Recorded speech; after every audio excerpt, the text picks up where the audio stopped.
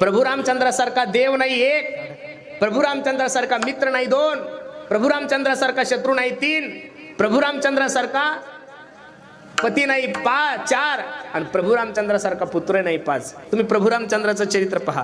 का प्रभू रामचंद्राचं चरित्र आचरणीय?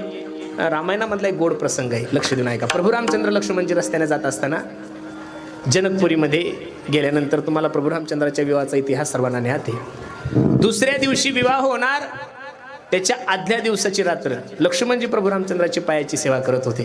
पण सेवा करत असताना लक्ष्मणजीच्या डोळ्याला धारा लागल्या होत्या. काय लागल्या होत्या? धारा लागल्यानंतर प्रभू रामचंद्राला जाग आली आणि प्रश्न केला, ए लक्ष्मणा, ए दादा, काय झालं रडण्यासाठी, का रडतोस? त्यावेळेस जसं जसं प्रभू रामचंद्रजी विचारत होते तसं तसं लक्ष्मणजीचं रडणं वाढत होतं. काय नाही प्रभू, हे सांग ना लक्ष्मणा, आईची आठवण आली तुला? नाही. बाबाची आठवण आली? नाही. मग रडतो का? भरताची आठवण आली? अजिबात नाहीये. मग रडतो का? त्यावेळेस रडता रडता लक्ष्मणाने प्रभू रामचंद्राला सांगितलं, प्रभूजी उद्या सीताई साहेबासोबत तुमचा विवाह होणार. एक, तुम्ही सीताई साहेबाच्या गळ्यामध्ये वरमाला घालणार. दोन, सीताई साहेब तुमच्या गळ्यामध्ये वरमाला घालणार. तीन. प्रभू रामचंद्र सांगू लागले, हा लग्नाचा विधी तो होणारच आहे. मग ऐका ना प्रभू, तुम्ही सीताई साहेबाच्या गळ्यामध्ये मंगळसूत्र घातल्यानंतर या शरीरावर कोणाचा अधिकार होणार? सीताई साहेबाचा. कोणाचा? सीताई साहेबाचा. उद्या रात्री मी ठरवलं, काय म्हणले लक्ष्मणजी, उद्या रात्री मी ठरवलं तरी तुमच्या पायाची सेवा नाही करू शकणार. याचं दुःख माझ्या जीवनामध्ये होतंय म्हणून मला रडू येतंय. मला एवढंच सांगायचं कीर्तनातून, रामायण तुम्हाला ना मला सांगतं, एक भाऊ उद्यापासून आपल्या भावाची सेवा भेटत नाहीये म्हणून रात्रभर रडणारा लक्ष्मण कुठं? एक. आणि आज अर्ध्या अर्ध्या एकरासाठी भावाच्या डोक्यामध्ये कुऱ्हाडी घालणारे लक्ष्मण कुठं? दोन. लक्ष देऊन ऐका. रामायण ही जी कथा आहे ती काही देवतेची कथा नाहीये, मंदिरातल्या देवतेची. प्रभू रामचंद्राचं चरित्र हे प्रत्येक घराला मंदिर बनवणारं चरित्र आहे. म्हणून प्रभू रामचंद्राचं चरित्र कोणाच्या अगोदर आहे? कृष्णाच्या अगोदर. प्रभू रामचंद्राचा जन्म चैत्र महिन्यामध्ये दुपारी 12 वाजता. भगवान श्रीकृष्णाचा जन्म श्रावण महिन्यामध्ये रात्री. तुम्ही सर्व जाणकार मंडळी, रात्री येणारे 12च्या नंतर येणारे लोक चांगले असतात का वाईट हो? बहुतांशी 12च्या नंतर हा प्रहर चोरायचा आहे ना. कोणाचा आहे? चोरायचा आहे. प्रभू रामचंद्राचं एक बाणी, एक पत्नी, एक वचनी. भगवान श्रीकृष्णाचं पहा, अनेक बाण्या, अनेक पत्न्या आणि अनेक वचन्या. प्रभू रामचंद्राचा जन्म राजवाड्यात झाला, सोन्याच्या महलमध्ये. आणि या बाबाचा जन्म कुठं? बंदीखान्यात झाला. मग प्रभू रामचंद्राच्या चरित्राचा उच्चार नाही करायचं, आचरण करायचं. आणि भगवान श्रीकृष्णाच्या चरित्राचा काय उच्चार करायचा आहे? चरित्र ते उच्चारावे केले देवे गोकुळी. दुसरा एक महाराजांचं प्रमाण किती गोडे पहा. हे दसे चरित्र केले नारायणे, हे दसे चरित्र केले नारायणे, हे दसे चरित्र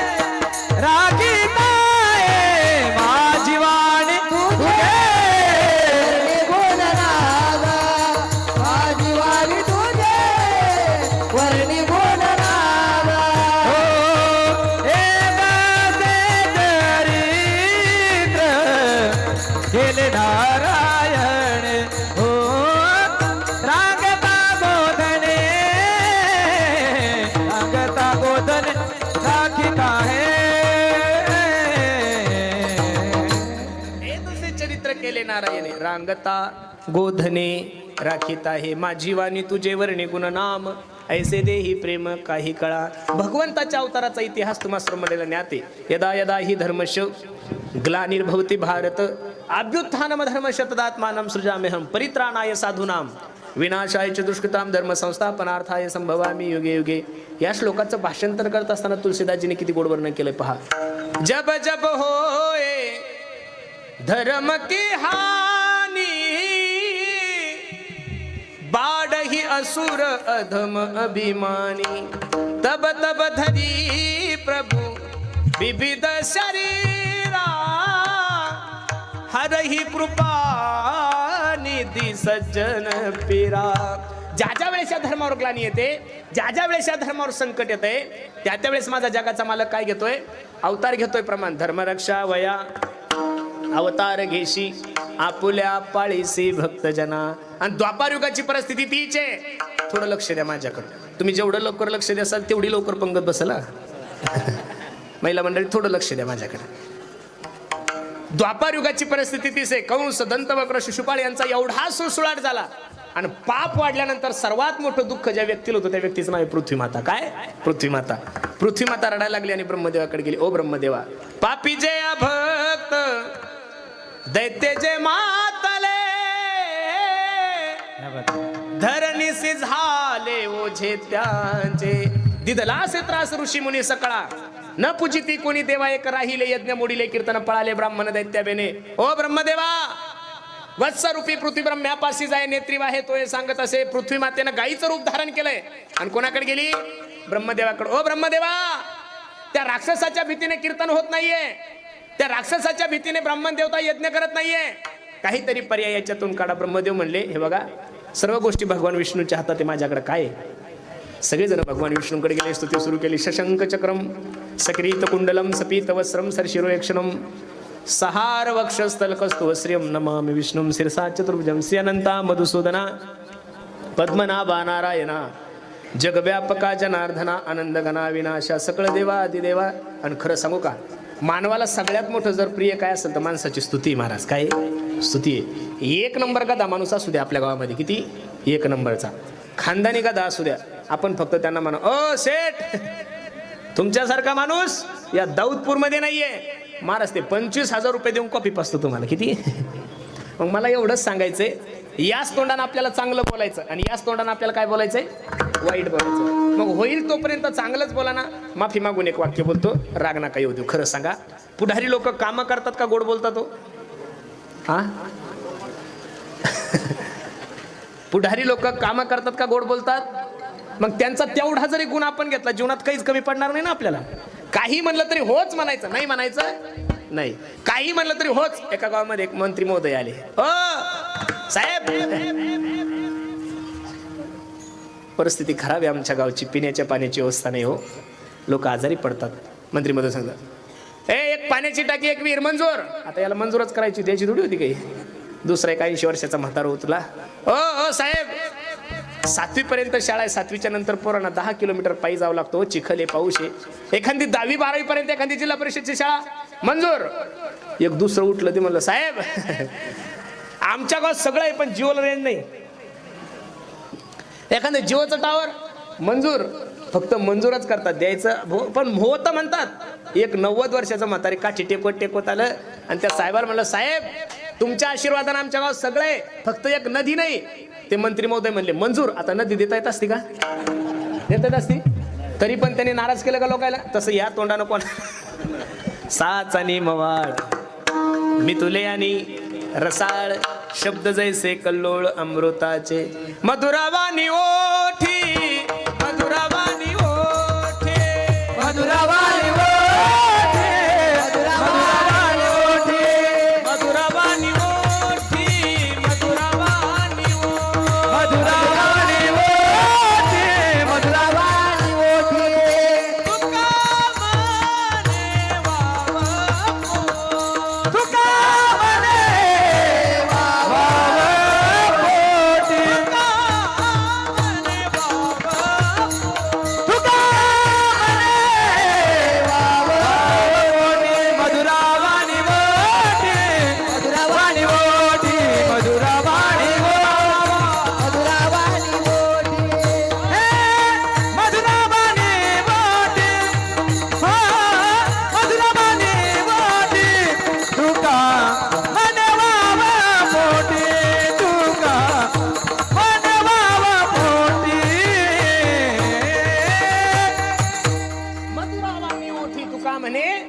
तुका होईल तेवढं गोड बोला. देवाचं एवढं गदगद गदगद गदगद वर्ण केलं आणि देव खुश झाला.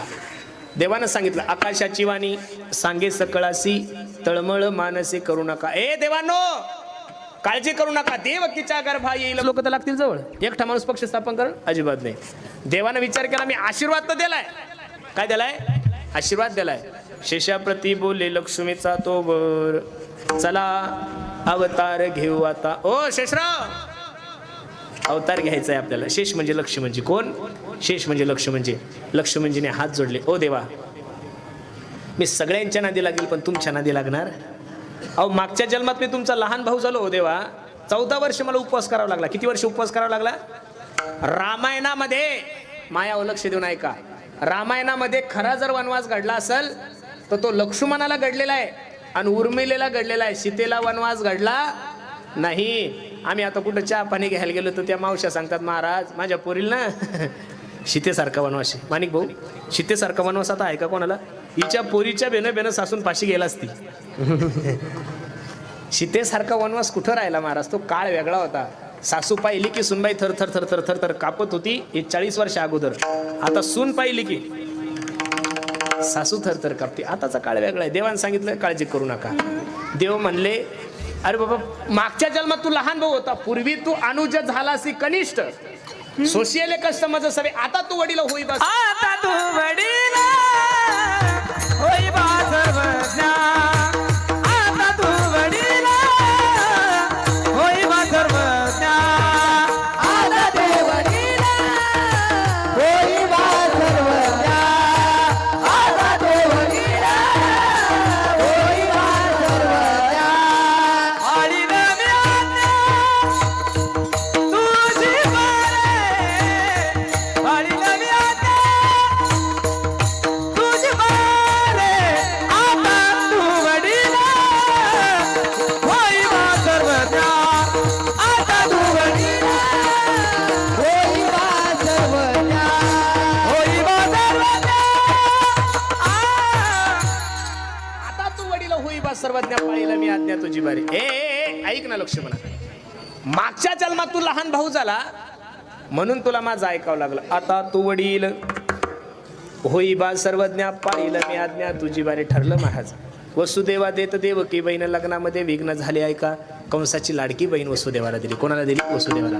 थाटामाटात मिरवणूक निघाली आणि आकाशवाणी झाली. ए कंसा, ए कंसा, ज्या बहिणीची एवढी थाटामाटात मिरवणूक घेऊन चालला असणार आहे, तिच्या पोटी येणारा 8वा मुलगा तुझा वध करणार आहे. मला एक सांगायचंय तुम्हाला, एखाद्या बहिणीचं पोरगा आपला वध करणार आहे, हा भावाला कळल्यानंतर हा तिला पैठणी गेली का महाराज? नाही नाही, कंसच होतो.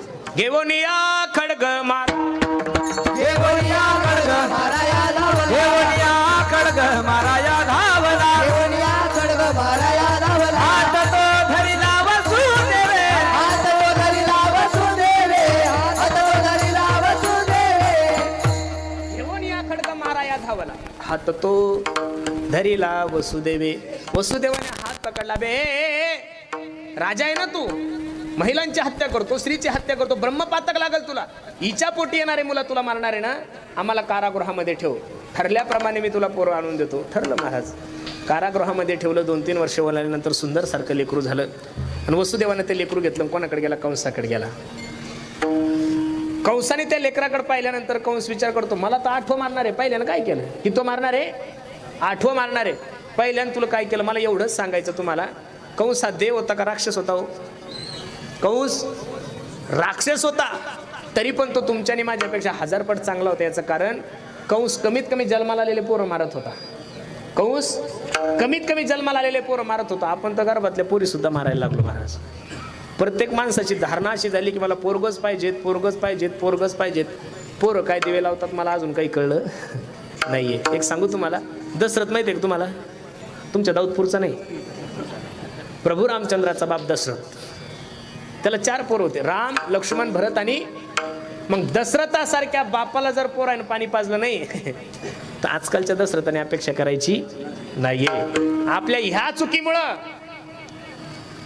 गर्भ हत्येमुळं, मुलींची गर्भ हत्या होत असल्यामुळं आजच्या तारखेमध्ये महाराष्ट्रामध्ये दुष्काळापेक्षा सगळ्यात मोठं दुखणं नवरदेवाचं आहे. प्रत्येक गावात 5-5 तरुण पडू नये, लटकते राहणार. कोणी बघेच ना त्यांच्याकडे. कठीण ताळा झाली महाराज. 100 पोरं झाले आणि 40 पोरी, 60 जण वेटिंगवर आहे. किती? कसा नंबर लागायचा अवघड झालाय. म्हणून सर्वांना माझी विनंती आहे, गर्भहत्या करू नये हे मार्गदर्शन द्वापार युगामध्ये एका राक्षसाने तुम्हाला आणि मला सांगितलेलं आहे. म्हणून पण नारदजी भेटले. नारदजी म्हणे, का रे तो देव आहे चतुरा तो शिरोमणी गुण लावण्याची खाणी मुकुट सकळा मणी धन्य तोची विठोबा. असे बोट केले 1 2 3 4 5 6 7 8. इकडचं मोजलं की इकडचं आठवत आणि इकडचं मोजलं की इकडचं आठवत. हे बघ म्हणे देव येतो. आता हा कंसच होता. विनाशकाले विपरीत. पहिलंही मारलं, दुसरंही मारलं, तिसरंही मारलं, 6ही मारित दुराचारी. होताची प्रसूत देवोनिया काही मारित दुराचारी. काही मारित दुराचारी. काही मारित दुराचारी. होताची प्रसूत देवोनिया काही मारित दुराचारी. काही मारित दुराचारी. काही मारित दुराचारी. 6ही मारित दुराचारी. 6 मारले. 7वा जो गर्भयोग माया नेत आश्चर्य करीत जगामाजन. 8व्याची तयारी सुरू झाली. कितवा जन्माला नव्हता 8वा. नामदेवराय किती गोर वर्णन करतात महाराज, खूप सुंदर प्रमाणे पहा. देवकीचे तेज दिसे जैसा सूर्य कंसाचे हृदय जळतसे. कंसाचे हृदय जळतसे. कंसाचे हृदय जळतसे. देवकीचे तेज दिसे जैसा सूर्य कंसाचे हृदय जळतसे. कंसाचे हृदय जळतसे. कंसाचे हृदय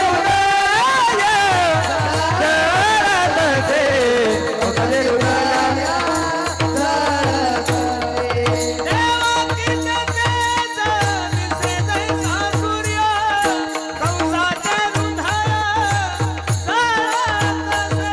देवकीचे तेज दिसे जैसा सूर्य कंसाचे हृदय जळतसे. देवकीचे तेज दिसे जैसा सूर्य कंसाचे हृदय जळतसे. कंसाचे हृदय जळतसे. काळ वाजवा. कंसाचे हृदय जळतसे.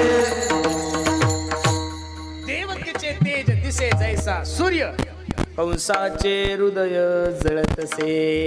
आणि भगवंताच्या अवताराची वेळ जवळ आली. दशरथे मारिला तोची होता मास. वर्षा ऋतुवाचे कृष्ण पक्ष वसुनाम तिथी बुधवाराचे शुक सांगतसे परीक्षिती. अयोनी संभव नोहे काही श्रमी नाम याचा स्वामी प्रगटला. 8 वर्षाची मूर्ती देवकी मातेसमोर प्रगट झाली. देवकी माता रडायला लागली. सोडा सोडा मिठी लपवा लपवा जग जेठी. जनी कंसासी कळेल माझ्या बाळासी मारेल. रडायला लागली. कारण का 6 पुत्र डोळ्यासमोर मारले होते. वसुदेवाला सांगू लागली, ओ मालक धरा माझ्या लेकराला. बघता बघता 8वा जन्माला आला. देव मला आई काळजी करू नकोस ग, कंस मला काय मारणार आहे. त्याचं तेरस खाल्लेलं तू ताण घेऊ नकोस. मग एक काम कराय. नंदाच्या घराला मजने गोकुळाला माया उपजली तेथे. ठेवी मज आणि येथे नंदाच्या घराला. नंदाच्या घराला मजने गोकुळाला. वसुदेवाने भगवंताला उचलला कमळापती पायाची बंधने गळती. भगवंताला नेऊन ठेवलं आणि मायेला घेऊन आले. रडे माया करिया कांत नामा मने उठते दूत. 8वा जन्माला आला म्हणून धावत पळस कंस जन्मा आलाय. 8वा जन्माला आलाय. 8वा जन्माला आलाय. बघतो तो मुलगी आहे. देवकी माता रडायला लागली. ए ए ए दादा ऐकलं. अरे हा मुलगा नसून मुलगी आहे ना. आणि मुलगी तुला काय करणार आहे. पण मरणाची भीती अंतकरणामध्ये असल्यामुळं ज्या ठिकाणी 6 मारले त्या ठिकाणी गेला आणि मारण्यासाठी गेला. हातातून सटकले. आकाशवाणी झाली. तुझा लागी वधी उपजला मजादी. ए कंसा अबे तू काय मला मारणार आहे. तुला मारणारा माझ्या अगोदर जन्माला आलेला आहे. कंसाचं चरित्र थोडं बाजूला ठेवू. वयाच्या 65व्या वर्षी नंद बाबाला मुलगा झाला होता. कितव्या वर्षी कितव्या वर्षी? आपल्याला 25व्या वर्षी झाला तरी आपण अख्ख्या गावाला पेढे वाटतो. पेढे घ्या पेढे, पेढे घ्या पेढे. कशाचे? पोरं झाल्यानंतर. पोरं झाल्यानंतर पेढे वाटू नका मायबाप. ज्यांनी पोरं झाल्यावर पेढे वाटले त्यांना म्हातारपणी जोडेच खावं लागलेले. पेढे म्हातारपणी वाटा, ज्या दिवशी म्हातारपणी पोरग तुमची सेवा करेल. आणि प्रत्येक गवळण सांगू लागले, ए अगं ऐकलंस का?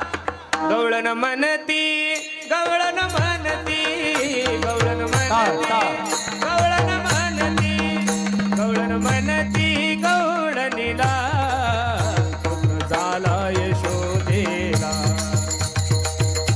यशोदेला पुत्र झाला देला. गवळण म्हणती, गवळण म्हणती, गवळण म्हणती, गवळण म्हणती, गवळण म्हणती, गवळणीला पुत्र झाला यशोदेला, पुत्र झाला यशोदेला, पुत्र झाला यशोदेला. एक धावती एकी पुढे, काठी वाटी सुंटावडे. एक धावती एकी पुढे, काठी वाटी सुंटावडे. वन घेवोनिया काठी, नंदा घरी झाली दाटी. नंदा घरी झाली दाटी, नंदा घरी झाली दाटी. सुयनीची गलबला झाली, झाली दासी जणी हे तेल घाली रात गलबला झाली, दासी जनी तेल घाली.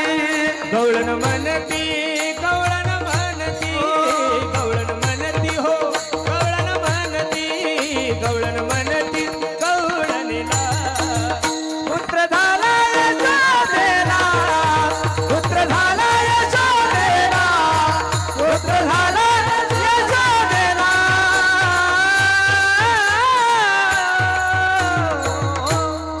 प्रत्येक गवळण सांगू लागली, काय ऐकलंस का? यशोदेला मुलगा झाला. आणि खरं सांगू का महाराज तुम्हाला, एखादी बातमी जर गावात पसरवायची असेल तर माईक लावायची गरज नाही, एक बॅनर छापायची गरज नाही, 2 व्हॉट्सअप नाही, इंस्टाग्राम नाही, टेलिग्राम नाही, काही नाही.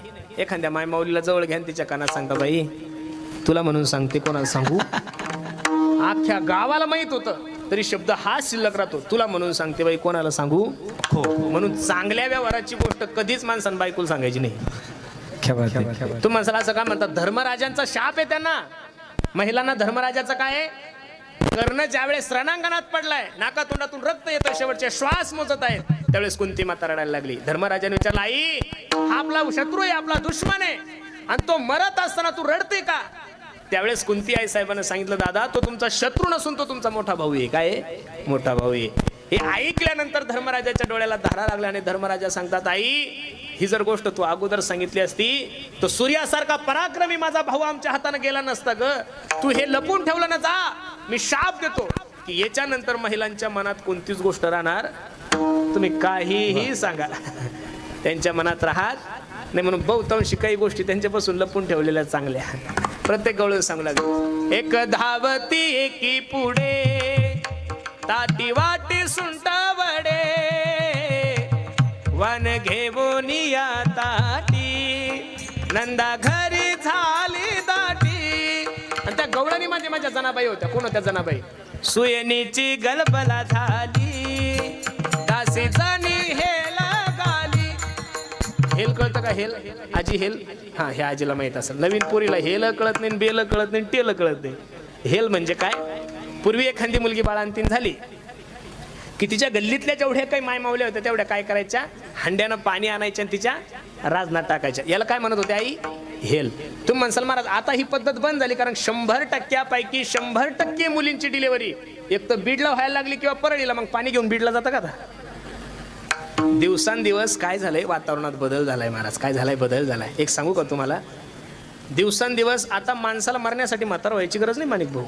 हे जे म्हातारे लोक दिसतात ना, याच्यानंतर आपल्याला म्हातारे लोक पाहायला भेटणार नाही. 50 वर्ष खूप झाले महाराज. 50 वर्ष तुम्ही बघा, एखादा कॅन्सर तज्ञ जर तुमचा डॉक्टर ओळखीचा असेल ना, तर त्या डॉक्टर जवळ अर्धा तास जाऊन बसा.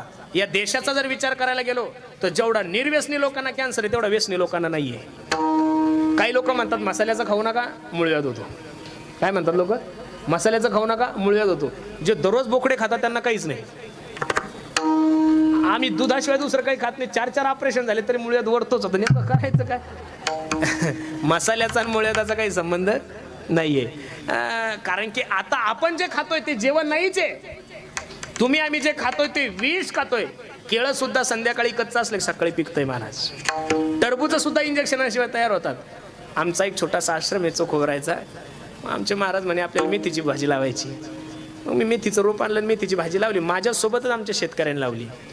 आता 20 दिवस झाले, 30 दिवस झाले. आता श्रावण सुरू झाला ना, वारीच्या अगोदर लावली होती. मग जून गेला, जुलै गेला, ऑगस्ट संपत आला. तर मेथीची भाजी याच्यापेक्षा काही मोठी होईनच माणिक भाऊ. आणि आमच्या शेजारच्या माणसाची एक गबीच्या गबी त्याने 4 वेळेस कापली तर मेथीची भाजी वाढायलाच लागली. परवा दिवशी मी त्याला म्हणलं, का रे आमची एवढीच आणि तुझी एवढी कशी? तो म्हणे महाराज तुम्हाला जर असं वाटत असेल मेथी वाढावी तुम्ही एक क्वार्टर घेऊन या म्हणे. क्वार्टर कळतील तुम्हाला? नाही म्हणजे सगळेच थोडे काही संन्याशी तुम्ही म्हणजे क्वार्टर कळणार नाही. क्वार्टर म्हणजे बॉटल देशीची, आणि ती घेऊन या थोडं तीर्थ टाका म्हणे त्याच्यावर. तेव्हा मी विचार केला आपण तशी जरी नाही पिली त्यावेळेस माझ्या लक्षात आलं आपण अशी जरी नाही पिली तर मेथीच्या मार्फत का होईना चाललेलीच आहे ना, बरोबर आहे का नाही? आपण जे खातोय ते दूध नसून, आपण जे पितोय तो दूध नसून ते विष आहे महाराज. ज्या दिवसापासून या देशामध्ये जर्सी गाईचं उत्पन्न वाढलं त्या दिवसापासून या देशामध्ये शुगरांची संख्या खूप वाढली. बरोबर आहे का नाही? जनाबाई तिथं काय करण्यासाठी ते हेल सुयनीची गलबला झाली दासी जनी हेल खाली गवळण म्हणती हो गवळण म्हणती गवळणीला तर झाला यशोदे आनंद आहे जिकडे तिकडे गोकुळीच्या सुखा अंत पार नाही लेखा बाळकृष्णंदा घरी आनंदल्या नरणारी जिकडं तिकडं आनंद आहे. जे जया पाहिजे ते भगवान श्रीकृष्ण जन्माला आल्यानंतर नंदबाबाने ज्याला सुवर्ण पाहिजे त्याला सुवर्णदान, ज्याला गाई पाहिजे त्याला गाई दान, ज्याला वस्त्र पाहिजे त्याला वस्त्रदान, ज्याला अन्नदान पाहिजे त्याला अन्नदान, ज्याला जे पाहिजे ते दिलंय महाराज. पण एकीकडे सुख आहे आणि एकीकडे दुःख आहे. कृष्ण गोकुळी जन्मला दुष्टा चळका पसुरला. कंसाने मीटिंग भरवली. ऐका जो कोणी माझ्या शत्रूला मारल त्याला अर्ध राज्य बक्षीस. पहिला इडा पुतना मावशीनं उचलला होता. कोणी? पुतना मावशीनं. तुम्ही असं नका समजू की लाडली योजना आताच आहे. द्वापार युगापासून ह्या लाडल्या कुठेही पुढेच आहे महाराज. बरोबर आहे का नाही? पुतनेनं इडा उचलला म्हणे ए दादा 2 दिवस झालेल्या जन्माला आलेल्या पोराला मारण्यासाठी अर्ध राज्य काय करायचं? हे काम मी तुझं फ्री करून देतो. सुंदर असा शृंगार केलाय महाराज. आणि यशोदेकडे गेली. यशोदे अगं बाळ झालाय तुला सांगितलं नाही? यशोदानं माफी मागितली. अगं खूप धावपळ होती ग, खूप आनंद उत्सव चालू होता, कळलंच नाही. बरं ये कुठे आहे का तुझं बाळ? यशोदा म्हणते खूप रडत होतं ग, आत्ता झोपी घातलं. देव पाळण्यातल्या पाळण्यात विचार करतो किती भोळी माय आहे माझी. माझं बवणीचं गिराईक परत गेलं तर माझा धंदा चांगला होणार. दुकानदार लोक एवढे हुशार असतात महाराज. बवणीचं गिराईक किती का हलकट असन त्याला परत जाऊ देत. परळीच्या बाजारात एक बाई वांगे विकत होती. काय विकत होती? वांगे. एक माणूस तिच्याकडे गेला. मावशी अगं वांगे काय किलो आहे का? ती म्हणली दादा 30 रुपये किलो. अगं वेडी झालीस का तू? दाऊदपूरला सप्ताह चालू आहे आणि माझी पंगत आज मसाला वांगा करायचा, रबडी करायची आहे, गुलाबजाम करायचा आहे. 100 किलो घ्यायचे. किती घ्यायचे? ती म्हणली दादा मग असं करा ना 3 रुपये कमी करा, मी तुम्हाला 27 देते. हा म्हणला अगं 20 रुपयानं दे. महाराज लोकांची पंगत आहे. ती म्हणली बाबा मला तिकडून मार्केटमधून आणावं लागतं, ह्याच वांग्यावर माझ्या पोरायचं शिक्षण आहे, रूम भाडं द्यावं लागतं, गाडी भाडं द्यावं लागतं. हा म्हणायचा 20 आणि ती म्हणायची 27. तिनं हात जोडले म्हणे दादा मला तुम्हाला वांग द्यायचे नाही, तुम्ही दुसऱ्या दुकानावर जा. माणूस बोलबच्चन होता थोडा. म्हणे असं वेड्यासारखं कसं करते? माझ्या हाताने बवणी करून बघ की संध्याकाळपर्यंत तुझ्या टोपल्यात एक सुद्धा वांग शिल्लक राहणार नाही. आता ती जुनी मराठवाडी म्हातारी होती. ती म्हणे करे मेल्या तुझ्या हातामध्ये अशी काय जादू आहे? मग हा तिला सांगत होता बाई माझ्या बापाची 100 एकर जमीन गमावली आहे हातानं मी. काय म्हणला? माझ्या बापाची 100 एकर जमीन गमावली का या हातानं? तुझं टोपलं भर वांगी काय घेऊन बसलीस? देव रडायला लागला. काय झाला? देव रडायला लागला. पुतना देवाकडे जाती आणि भगवंताचं ते गोड स्वरूप पाहिल्यानंतर बरळा पीड मनटवर वपू कर्णयो कर्णी कारम बेबरतवासम कनक कपिशं वै जयंती चमाला राजस सुकुमार मदनाचा पुतळा रवी शशी कळा लोपली पाहिली वेद लावी बैसे जीवे जडोनी. देवाकडे बघितल्यानंतर ज्या भावनेनं आली होती ती भावना सुद्धा विसरून गेली. नाथबाबा सांगतात पाहिला पाहिला नंदाचा नंदन, पाहिला पाहिला नंदाचा नंदन, पाहिला पाहिला नंदाचा नंदन, पाहिला पाहिला नंदाचा नंदन. पाहिला पाहिला नंदाचा नंदन, पाहिला पाहिला नंदाचा नंदन, पाहिला पाहिला नंदाचा नंदन, पाहिला पाहिला नंदाचा नंदन. तेने वेधियले मन, तेने वेधियले मन, तेने वेधियले मन. बोला बोला. तेने वेदियेले मन, तेने वेदियेले मन, तेने वेदियेले मन, हो हो. तेने वेधियले मन, तेने वेधियले मन, तेने वेधियले मन. तेने वेदियेले मन, तेने वेदियेले मन, तेने वेदियेले मन. पाहिला पाहिला नंदाचा नंदन, पाहिला पाहिला नंदाचा नंदन, पाहिला पाहिला नंदाचा नंदन, पाहिला पाहिला नंदाचा नंदन. भगवंताला बघितल्यानंतर आहे त्या भावनेनं विसरून गेले. देवानं माया काढून टाकली भगवंतानं.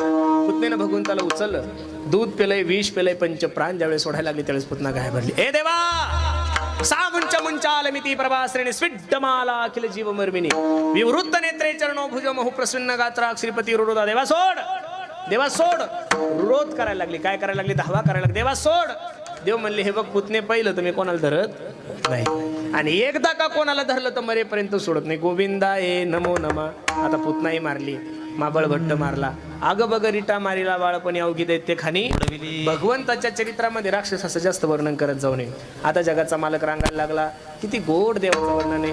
रांगत रंगनी चोरीत लोणे, तरंगणी चोरीत लोणे, आवडी धरती गवळणी वा गवळणी, बांधिती चरणी देती घराणे. आता वाजला बेसचा घराणे. यशोदे साधने, यशोदे साधने, यशोदे साधने, यशोदे साधने. जय दूध भक्षुनी कमाल निळे, नवल केले साधने. कृष्ण आळवा आळवा परतुनी माते दावा, कृष्ण आळवा आळवा परतुनी माते दावा, कृष्ण आळवा आळवा परतुनी माते दावा, कृष्ण आळवा आळवा परतुनी माते दावा. रांगायला लागला माझा जगाचा मालक. रांगत रंगनी चोरीत लोणी, धावणे धरिती गवळणी, बांधिती चरणी देती घराणी, यशोदे साजनी. नामदेवाने सुद्धा वर्णन केलं. तळवे तळ हात टेकीत, डाव्या गुडघ्यान रांगत, रंगने रंगनात तो मैं देखिला. रांगायला लागला. रांगता रांगता गल्ली बोळीत फिरायला लागला. गल्ली बोळीत पाहिल्यानंतर सगळे पोरं पाहिले. पोराच्या तब्येती अशा वाळून गेल्या होत्या. सगळ्या पोरांना 100 पोरांना एकत्रित गेलं. अरे बरं पोरं म्हणले काय देवा, अरे आपल्या परळीमध्ये एवढे बिअर बार असताना तुम्ही वाळून कसे गेले? असं देव नाही म्हणला. बरं असं देव म्हणला नाही असं मला तुम्हाला सांगायचं, तरी तुम्ही हसताय. ऐका, अरे आपल्या गावामध्ये एवढं दही दूध तुपलोणी असताना तुम्ही असे वाळून का गेले? देव पोरं दूध तुपलोणी आहे तेवढं सगळं डेअरीला जातं, डेअरीला काही राहत नाही. मग भगवंतानी विचार केला. ऐका, भगवंतानी पहिला पक्ष स्थापन केला. महाखंचोर मित्र मंडळ. अध्यक्ष भगवानाथ, उपाध्यक्ष बलरामदादा, सचिव पेंद्या. ट्रस्टीमध्ये सगळ्यात चालू खातं सचिवाचं असतं. म्हणून बहुतांशी सचिव इमानदार असला पाहिजेत, गरीब असला पाहिजेत, नाही तो अध्यक्षाची सही करून कधी पैसे काढा. मग पहिली सभा झाली. सभेमध्ये अध्यक्षांनी सांगितलं, वस्त्रकाळ माती घेऊन यायची 1, सराट्याचा काटा घेऊन यायचा 2, काठी घेऊन यायची 3, पेंद्या हुशार होता, सचिव होता पेंद्या. म्हणे देवा तुका पागल आहे का काय बे, अबे चोऱ्या करायच्या मग वस्त्रगाळ माती काय करायची. देवाने सांगितलं आपल्याला दही दुधाची चोरी करायची. काय करायची, दही दुधाची. हे बघा, बाह्य रंगाने जरी तुम्हाला असं वाटत असेल की देवानं दही दूध तूप लोणी चोरलं, काय चोरायची गरज होती. एकट्या नंदबाबाकडे 9 लाख गाई होत्या. किती लाख गाई होत्या, 9 लाख गाई. आता 9 लाख गाई ज्याच्या बापाकडे, त्याला दही दूध तूप चोरी करायची काय गरज आहे. पण भगवंतानं खरी चोरी कशाची केली, चित्त चोरी येले नंदाच्या. तू का म्हणे येणे गरुडत होचे, हरिणे माझे हरिले चित्त आणि भारवित्त.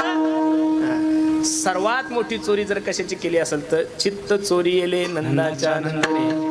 तुका म्हणे येणे गरुडत होचे. ठरलं महाराज. वस्त्रकाळ माती कशाला रे, म्हणे आपण जर एखाद्या गवळणीच्या घरी दही तूप लोणी खायला गेलो आणि तिला जाग आली, ती जर आपल्या मागं लागली तर ती माती तिच्या डोळ्यात फेकायची, ती डोळे चोळत बसल, आपण पळून जाऊ. पेंद्या हुशार होता. म्हणे देवा ती जर चष्मा घालून आली तरी. मग तो सराट्याचा काटा, तो काटा एक असा पुढा असतो नाही का, असा आडवा असतो बघा, तो कसा बी टाकला तरी पायात मोडतो. म्हणे तो सराट्याचा काटा टाकायचा, तिच्या पायात काटा मोडल, ती काटा काढूस तर आपण पळून जायचं. पेंद्या तरी हुशार होता. पेंद्या म्हणे खरे देवान ती जर सँडल घालून आली तर. अध्यक्षाने एका वाक्यात सांगितलं, जर तुला आमच्या पक्षात राहायचं असेल तर शहाणपणा करायचा नाही तर कधी तुझ्या मागे ईडी लागेल, कधी तुला अटक होईल काही सांगता येत नाहीये. त्याच्यामुळे इथं राहायचं, पाहिजे तेवढा निधी घ्यायचा, पक्षाच्या विरोधात बोलायचं नाहीये. अध्यक्ष ठरवल तो वेद, अध्यक्ष ठरवल तो GR, तू जास्त डोकं लावायचं. ठरलं महाराज. मग चोऱ्या सुरू झाल्या. घर पाहुणी एकांताची याल तरी यारे लागे, अवघे माझ्या मागे मागे. सगळ्या गोकुळातल्या गवळणी विचार करायच्या, आतापर्यंत या गोकुळामध्ये कधी चोऱ्या झाल्याच नाहीये. पण ज्या दिवसापासून नंदबाबाला मुलगा झाला त्या दिवसापासून ह्या घटना सुरू झाल्या. गवळणी 4 वाजता उठायच्या आणि उठल्यानंतर गवळणीच्या डोळ्याला जे दिसायचं त्याचं वर्णन जगत गुरु तुकोबराय भंगाच्या पहिल्याच्या. पाहाती गवळणी, पाहाती गवळणी, ओ पाहाती गवळणी, पाहाती गवळणी, ओ पाहाती गवळणी, पाहाती गवळणी, पाहाती गवळणी, पाहाती गवळणी, पाहाती गवळणी, पाहाती गवळणी, ओ पाहाती गवळणी, पाहाती गवळणी, पाहाती गवळणी, पाहाती गवळणी, पाहाती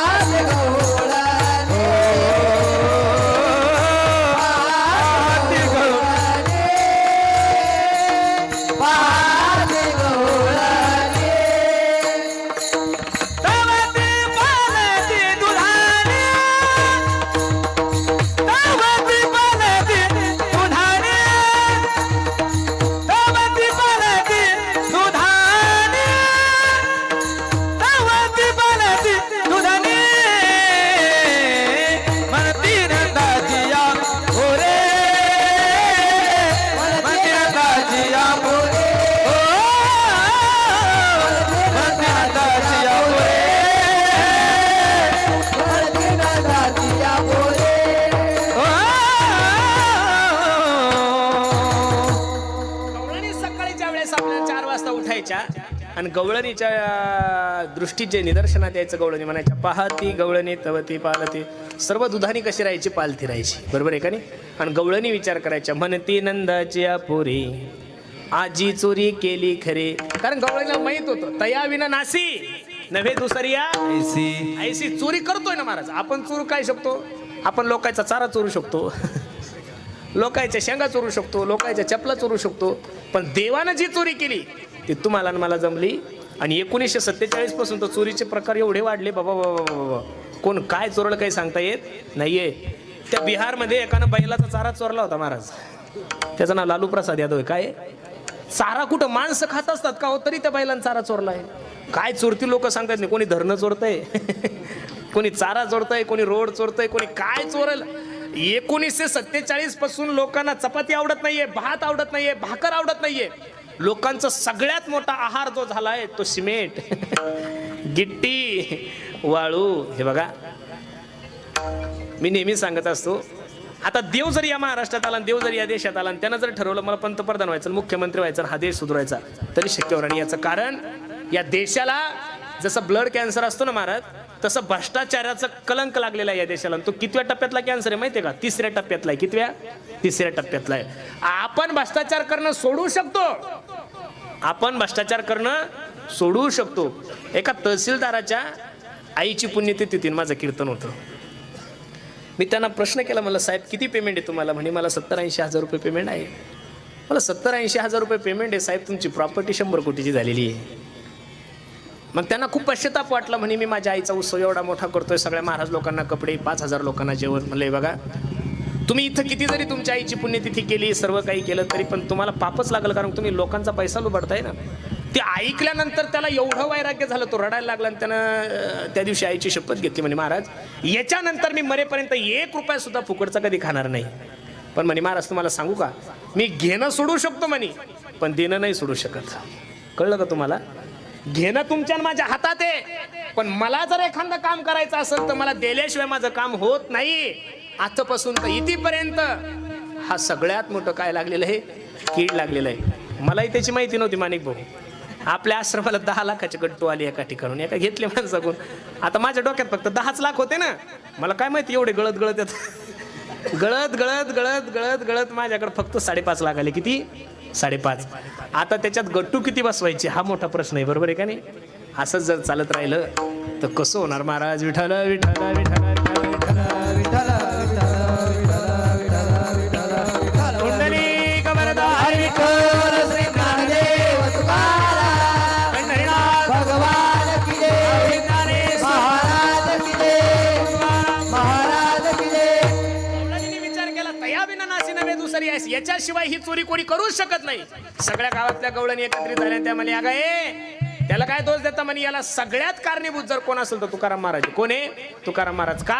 हा निर्गुण असताना याला नावा रूपाला, याला सगुण रूपाला जर कोणी आणला असेल, तुकोबराय सांगता शेवटच्या चरणामध्ये, तया विन हे नासी सवे तू कया मेला, हो सवे तू कया मेला, सवे तू कया मेला, हो सवे तू कया मेला, हो सवे तू कया मेला, हो सवे तू कया मेला, सवे तू कया मेला, सवे तू कया मेला, सवे तू कया मेला. येणे आगुना आणला, येणे आगुना आणला, मंदी नंदाची या भोरे, हो मंदी नंदाची या भोरे, आधी चोरी केली खरे.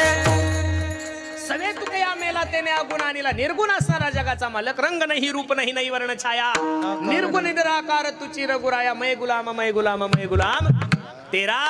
निर्गुण असणारा जगाचा मालक, त्याला नावा रूपाला जर कोणी आणला असेल तर अनिला रूपा बळे करुणी खेळे हरिदासा. म्हणून म्हणती नंदाची अपुरे, आजी चोरी केली खरे. अभंगाची भूमिका मी तुम्हा सर्व मंडळी समोर ठेवली. भगवान श्रीकृष्णाच्या चरित्रामध्ये भगवंताने अनेक प्रकारच्या खोड्या केलेल्या आहे महाराज. काय त्या खोड्याचं वर्णन करायचं? गवळ यशोदेकडे जायच्या. ए यशोदे, यशोदे कृष्णासी सांगावे,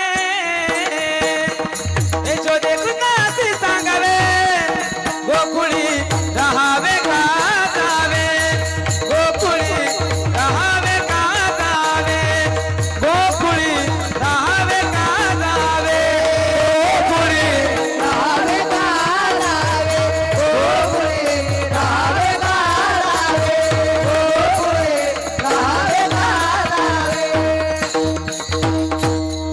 यशोदेला गवळणी म्हणायच्या, ए यशोदे, तुझ्या बाळाला काही समजून सांग. दही दूध खातं बरं, खाये नका, खाण्याची गोष्ट आहे. दही दुधाचा नासुडा करताय. जगातली कोणतीच आई अशी नाहीये की त्या आईला आपल्या मुलाचे गुन्हे खरे वाटेल. यशोदा सांगू लागली, बाळ सगुण गुणाचे ताने ग, बाळ दिसतय गोजिरवाने, काय सांगता घराने ग गोकुळच्या नारे. सावळा ग चिमणा माझा, गवळणीत खेळे राजा, तुम्ही मोठ्या ढाल ग जागे गोकुळच्या नारे. बिचाऱ्या गवळणी नाराज झाली. तुम्ही लपून याचा भवरा, अरे तुम्ही लपून याचा भवरा,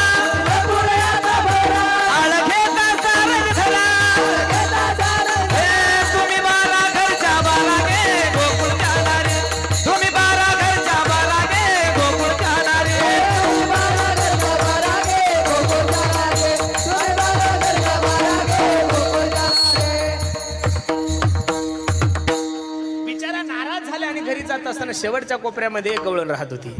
ती म्हणे काका गेलत्याने यशोदेकडे गेलो तर भगवंताच्या यशोदेच्या कडेवर कृष्णाला पाहिल्यानंतर तुला घामाच आला बाई. यशोदेच्या कडेवर जर कृष्ण आहे तर माझ्या हातात कोणी खाली पाहिलं तिथंच कॅलेंडर मालक तुम्ही. म्हणे 4 तास झाले तुझ्यासोबत आहे का सोड सोड म्हणतोय. देवानं धमकी दिली हे बघ म्हणे याच्यानंतर मला धमकी द्यायची नाही. आता तरी तुझा नवरा झालो याच्यानंतर जर धमकी देशील तर तुझा आजन सासरा होईल म्हणून. इतक्या खोड्या भगवंताने केल्या. किती गरवणी म्हणायच्या. दुसरी आली धावत म्हणे ग बाई काय केली मात मुखाशी मुख चुंबन देत गळ्यामध्ये हात घालीत दरु जाता सापडे ना यशोदे बाळ तुझा का ना पोटभर सोसू देगा. तिसरी आली धावोनी म्हणे ग बाई काय केली करणी पतीची दाढी माझी वेणी दोहीसी गाठ देवोनी गाठ बाई कोणा सुटेना. अशा अनेक प्रकारच्या खोड्या केल्या महाराज. आवरी आवरी आपुला काना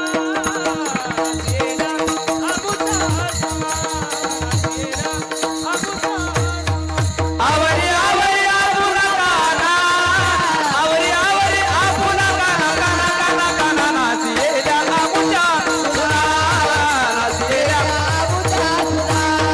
अजून लाज नाही तुझ्या मना अजून लाज नाही तुझ्या मना हा तुझा तुला गोड वाटे काना काना काना नासिया आमुच्या सुना नासिया आमुच्या सुना नासिया आमुच्या सुना. कबळणी यशोदेला सांगू लागली तुझ्या पोराला समजून सांग. येतो आमुचे घरासी हम कवी तोले की सुनासी कोठे लोणी सांग आम्हासी न सांगता वासुरे सोडी बिदिसी आपण खातो दही दूध तूप लोणी हात पुसतो सुनेच्या मुखाला गोणी एका जनार्दनी करी करणी जातो पळोनी ते थोनिया. अनेक प्रकारच्या खोड्या केल्या. आणि पोरग जास्त विचित्रपणा करायला लागलं की बापा पुढे 2 पर्याय असतात. एक तर त्याला आळंदीला पाठवायचं एक नाही तर त्याला हायस्कूलला पाठवायचं तो दुसरा पर्याय नसतो. यशोदेनं भगवंताला सांगितलं भाऊ आता तू घरी राहायचं नाही. गाई गोपाळ सवंगडी वना गाई गोपाळ सवंगडी वना वना वना गाई गोपाळ सवंगडी वना घेवोनी जाय खेळे नंदाचा काना विटू दांडू चेंडू लगोरी नाना परी खेळ मांडियेला यमुनेच्या तीरी गाई गोपाळ. अशा अनेक प्रकारच्या खोड्या भगवंताने. तिथे गेल्यावर शांत बसवून हा मामा पोरा हा मामा घुमरी वाजे डमामा. शेवटी थकले गोपाळ चला वळू गाई बैसू जेऊ एके ठाई बहु केली वन वन पायी पेटी झाला असे. सर्वांच्या गायी एकत्रित केल्या भगवंताने सर्वांच्या शिदुऱ्या एकत्रित केला आणि पहिला काला माझ्या भगवंताने यमुनेच्या किनारी केला. पहा बरं बिभरत वेणुम जठरपट यो शृंग वेत्रेच कक्षे वामे पानम शुल्क बलम तत्फलांगिलिषु तिष्ठन्मध्ये सुपरि सूर्यो हासयन् नर्मवि स्वै स्वर्गे लोके मिषति बुभुजे भगवान केली. गोपाल कृष्ण भगवान की जय. गोपाल कृष्ण भगवान की जय. गोपाल कृष्ण भगवान की जय. जो काला भगवंताने यमुनेच्या किनारी केला तोच काला माझ्या ज्ञानोबराने चंद्रभागेच्या एकच टाळी झाली चंद्रभागे वाळवंटी माझा ज्ञान राजा गोपाळा सिलाया वाटी. आणि तोच काला अनेक वर्षापासून आपल्या गावामध्ये हे बघा एवढे पावसाचे दिवस असून सुद्धा एवढा सुंदर उत्सव तुम्ही सर्व मंडळी करता. हे बघा कीर्तन तर दरवर्षीच ऐकतो आपण महाराजांच्या मुखातून. तुम्ही शिव महापुराण सुद्धा मागच्याही वर्षी ऐकलं याही वर्षी ऐकलं. त्याच्या अगोदर 3-4 वर्ष भागवत कथा सोपान महाराजांनी केली. खूप सुंदर नियोजन मला विशेष वाटतं. महाराज तुमच्या मंडपाचा जर सर्वे केला तुमच्या मंडपाचं जर निरीक्षण केलं तर प्रामुख्याने एक गोष्ट चांगली पाहायला भेटते की इथं 85% तरुणांची संख्या ही संप्रदायासाठी खूप चांगली गोष्ट आहे महाराज. बघा एवढ्या वातावरणात तुम्ही राहता म्हणजे तुम्ही राक किंग लोक आहे. कोणते किंग आहे राक किंग. काही वाळू किंग असतात काही गट्टी किंग असतात. राख म्हणजे राखीला जगात कुठंच किंमत नाहीये पण तुमच्यासाठी राख म्हणजे सोनं आहे महाराज. काय सोनं आहे. पण असंही वातावरण असताना एवढे मोठे मोठे व्यवसाय असताना एवढं सगळं काही असताना सगळे तरुण पोरं दररोज कीर्तनाला आहे दररोज कथेला आहे. ही तुमच्या जीवनातली सगळ्यात मोठी संपत्ती गड्यानो. काय संपत्ती.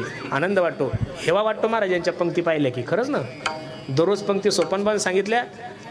काय पंक्ती, एकानं गुलाबजाम केले की एक बासुंदी, एखाद्यानं बासुंदी केली की रबडी. अहो हे मालपोय आणि रबडी काय आपलं खाणं आहे का? हे मारवाडी लोकांचं खाणं आहे. पण खरं सांगू का, सिद्धेश्वराच्या दरबारामध्ये तुम्ही सर्व ग्रामस्थ मंडळी, अन्नदान करणारे मंडळी एवढ्या तनमन धनानं अन्नदान करता म्हणून देवाची अवकृपा तुमच्यावर नाहीये महाराज. नाही तर पैशावाले तुमच्याकडेच काय राख आहे महाराज, समुद्रातली राख संपली, तुमच्या राखीचं काय घेऊन बसले, बरोबर आहे का नाही? तुम्ही एवढं सगळं असून सुद्धा लोक स्थिर आहे, आनंदात आहे, गुटगुटीत आहे, सगळे सुखी. याचं कारण काय? तुम्ही पैसा जरी कमवत असाल त्यातला काही भाग तुम्ही सिद्धेश्वरासाठी खर्च करता म्हणून भगवंताचा अवतार तुमच्यावर काय विश्वास. खूप सुंदर आहे. जीवनातली सगळ्यात मोठी संपत्ती आहे महाराज. देव देतो, ज्याला देतो त्याला धर्म केलाच पाहिजे, बरोबर आहे का नाही? म्हणून एवढं सुंदर. आता इथं येण्याचा योगच आमच्या मामांच्या वतीने सोपान महाराजांचा मामांचा नामचा परिचय आहे. पण आता हा सप्ताह खूप यादगार झालाय आणि ह्या वर्षी तर काही पाहायचं काम नाही. जिव्हाळा माध्यमातून अख्ख्या महाराष्ट्राला तुमच्या गावात काय आयटम आहे घरी बसल्या कळतं, बरोबर आहे का नाही? मी त्या दिवशी व्हिडिओ पाहिल्यानंतर मला मालपोय आणि व्हिडिओमध्ये आता इतक्या लांब खायला येत नव्हतं ना, बरोबर आहे का नाही? खूप सुंदर काय, खूप सुंदर परंपरा तुम्ही सर्व मंडळी चालू ठेवता. माझी विनंती गड्यांनो तुम्हाला, हे बघा, जसं सप्ताहासाठी सगळं गाव एकत्रित येत आहे तसं देशासाठी धर्मासाठी एकत्रित यावर महाराज गरज आहे. हे बघा, मी तुम्हाला हात जोडून विनंती करतोय. मुस्लिम धर्माच्या लोकांनी जर हिरवा झेंडा वर केला महाराज, सर्व मुस्लिम बांधव त्या झेंड्याखाली जाऊन बसतात. बौद्ध लोकांनी जर निळा झेंडा वर केला तर सर्व बौद्ध बांधव त्या झेंड्याखाली जाऊन बसतात. आपला पहिला प्रश्न निर्माण होतो, कोणता झेंडा घेऊ हाती? माझी विनंती आहे, मी या जातीचा आहे, मी त्या जातीचा आहे, मी या धर्माचा आहे, मी त्या धर्माचा आहे. काढा ही डोक्यातून कीड. या देशाला भविष्यात दुष्काळाचं संकट नाहीये. या देशाला भविष्यात संकट फक्त आणि फक्त जर कशाचं असेल तर जातीवादाचं आहे महाराज. बांगलादेशच्या पंतप्रधान, लक्ष देऊन वाक्य ऐका माझं, बांगलादेशच्या पंतप्रधान तिथं एवढं मोठं दहशत झाली तुम्हाला सर्वांना माहिती आहे. त्या तिथून फ्लाईट घेऊन 56 देश, या राष्ट्र मुस्लिम आहे या देशामध्ये. किती आहे जगामध्ये? 56 राष्ट्र मुस्लिम आहे. किती आहे? 56. पण त्यांना तरी सुद्धा 56 मुस्लिम राष्ट्र असताना सुद्धा त्यांना सुरक्षित राष्ट्र फक्त भारत देश वाटलं. याचं कारण त्यांना माहित आहे भारतामध्ये गेले तुम्ही कशी आहे, सुखरूप आहे महाराज. महाराष्ट्र एक असं राज्य आहे, अख्ख्या राज्यातले लोक महाराष्ट्रात जगतात महाराज. तुमच्या ज्या कंपन्या कारखाने मोठे पास सगळ्या राज्यातले लोक इथे येतात.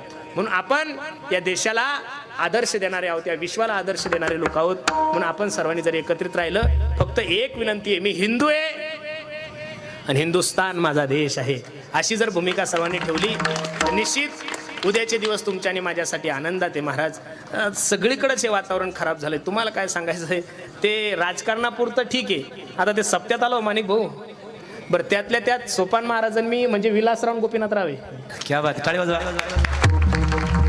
विलासराव गोपीनाथराव गेल्यानंतर तेवढी मैत्री फक्त आमच्या दोघांची जे महाराज. भरपूर जण प्रयत्नही करतात ती तोडण्यासाठी, पण तो फेमिकॉल का जोडे तुटेगा नाही साला, बरोबर आहे का नाही? बरोबर आहे का नाही? कीर्तनकार संप्रदायाचा प्रचार करणाऱ्या लोकांनी जर याचा विचार केला तर उद्या या समाजानं काय आदर्श घ्यायचा. म्हणून सर्वांना माझी विनंती गाड्यांनो, आपण सर्वांनी एका छत्राखाली या. एका छत्राखाली जर आलो तर उद्याचे दिवस तुमच्या आणि माझ्यासाठी अवघड आहे. लोक जातीवादाचं विष पेरतायत. ह्या निवडणुकीच्या टायमाला दुबईचे लोक या देशात आले होते, महाराष्ट्रामध्ये. दुबईचे, इराणचे. आम्ही कीर्तनातून जर नुसतं म्हणलं की या पक्षाला मतदान करा तर लोक आम्हाला शिव्या घालतात महाराज.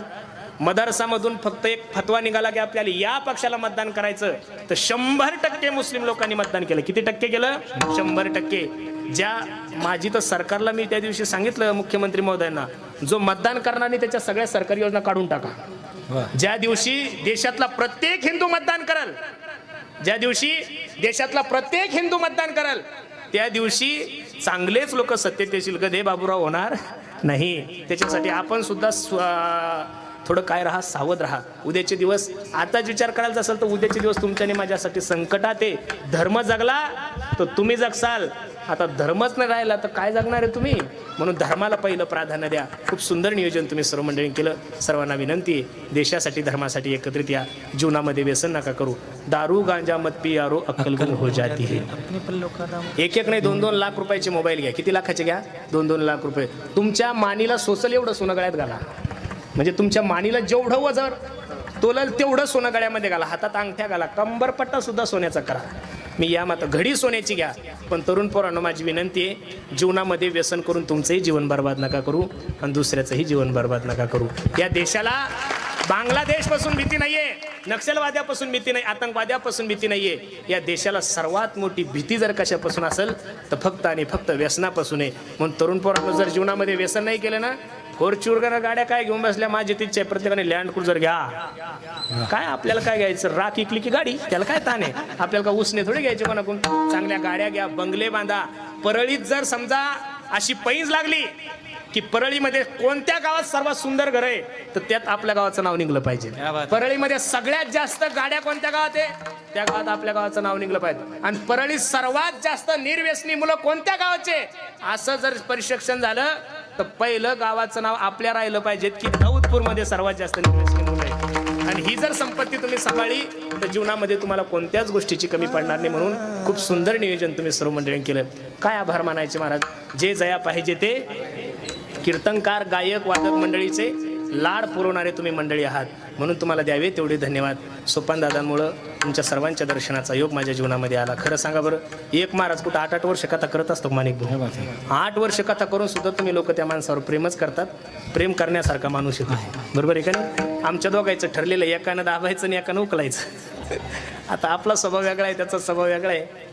तो थोडासा प्रेमळ आहे आणि मी थोडा भांडकुदळ आहे. पण मग दोघं जर प्रेमळ असतो तर मग लोकांनी आम्हाला मारून टाकलं असतं. त्याच्यामुळं मी प्रकरणं करायचे आणि दाबायचे त्यांना, बरोबर आहे का नाही. काही होऊ द्या, प्रत्येकाकडे भगवंतानं एक बुद्धी दिलेली, बरोबर आहे का नाही. सर्व माणसं समान अजिबात नसतात. गेल्या 8-10 वर्षापासून तुम्ही सर्व मंडळी त्यांच्यावर प्रेम करत आहात. सर्वच गुणीजन महाराज मंडळी, सर्वांच्या चरणी मी माझा माथा ठेवतो. ज्यांनी अन्नदान केलं, ज्यांनी या कार्यक्रमाला मदत केली, सर्व क्षेत्रातले मंडळी आहेत. राजकीय क्षेत्र, धार्मिक क्षेत्र, आस्था हा तुमचा उत्सवच असतो. ते गाडे, ओढाओढी, फुगड्या वगैरे खूप सुंदर तुम्ही सर्वांनी आनंद घेतला. आणि त्या फुगड्या ते सगळं पाहून पाऊस आला. बरं गणेश बा म्हणे तुमचा पायगुण आहे. माझा पायगुण एवढा खराब नाही, पण मी जिथं जातो तिथं पाणी येणं चांगलं आहे का वाईट आहे. तुम्ही गेले की दुष्काळ पडतो. मी साक्षात भगवंताचं स्वरूप आहे, त्याच्यामुळं पाणी आलं.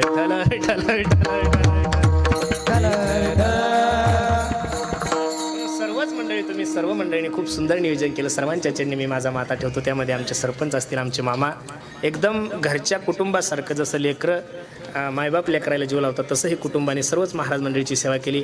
सोपनभाऊ काल सांगता ज्या ताईने आपल्या सर्वांची सेवा केली त्या ताईंचं नाव विसरून राहिलं. पाहते किती बुद्धिमान आहे स्वप्न. मला फोन करून सांगितलं काल बोलता बोलता माझ्याकडून ते नाव विसरून राहिलं. ज्या ताईने सर्व महाराज मंडळींची 7 दिवस सेवा केली त्या ताईंनाही द्यावे तेवढे धन्यवाद. सर्वच मंडळी तुम्ही सर्वांनीच सेवा केली. सर्वांच्या चरणी मी माझा माथा ठेवतो. वाणीला पूर्ण विराम देतो. कार्यक्रमासाठी उपस्थित हां झालेली सेवा भगवंताच्या चरणी अर्पण करतो. हो म्हणतो जे बरोबर आहे ते माझ्या सद्गुरू जोग महाराज वारकरी शिक्षण संस्थेचं आहे. जे चुकीचं आहे ते माझ्या बुद्धीचे दोष. कार्यक्रमासाठी उपस्थित ज्यांनी 7 दिवस तुम्हाला सुंदर असं गायनाला साथ दिली असे असणारे माझे परम मित्र आमचे गणेश महाराज जटाळे, त्यांची सर्व सुंदर संस्था. आज माझ्या समवेत आलेले आमचे नागेश महाराज गोळे आहेत. आमच्या समवेत आले आमच्या गावचे पाटील, आमचे गंगाधर दादा तात्या आहेत, ज्यांनी 7 दिवसामध्ये नुसतं परळीनं तुमचा कार्यक्रम ऐकला असं नाही, अख्ख्या महाराष्ट्रानं नव्हे अख्ख्या देशानं अख्ख्या विश्वाने ज्या चॅनलच्या मार्फत हा कार्यक्रम पाहिला असे आमचे जिव्हाळा चॅनलचे मालक आमचे अमोल दादासुद्धा 7 दिवस इथं आहेत. आमचा सोन्या आहे. सर्वच मंडळी आहेत ज्यांची गोड अशी माईक सिस्टीम आहेत. आमचे भुजंग दादा आहेत. दादासाठी सर्वांनी एकदा टाळी वाजवा महाराज. सर्वच मंडळी आहेत. सर्वांचं वर्णन सोपान महाराजांनी चांगल्या प्रकारे केलं आहे. म्हणून काही चुकलं असेल त्यांच्या सर्वांच्या चरणी मी माझा माथा ठेवतो आणि झालेली सेवा भगवंताच्या चरणी अर्पण करतो. विठोबार कुमारी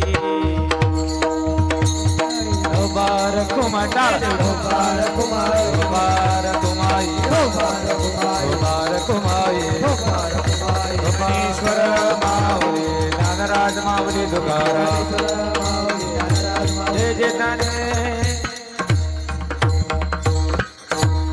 जाता जाता सर्वांना एक छोटीशी विनंती आहे. आम्ही ज्या परिसरामध्ये राहतो त्या परिसरामध्ये एक छोटीशी गोशाळा सांभाळतोय.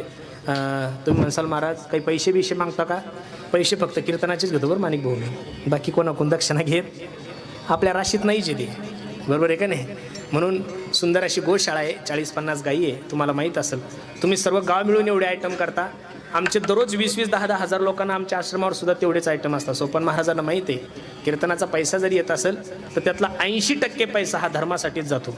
20% मग आता लेकरा बाळा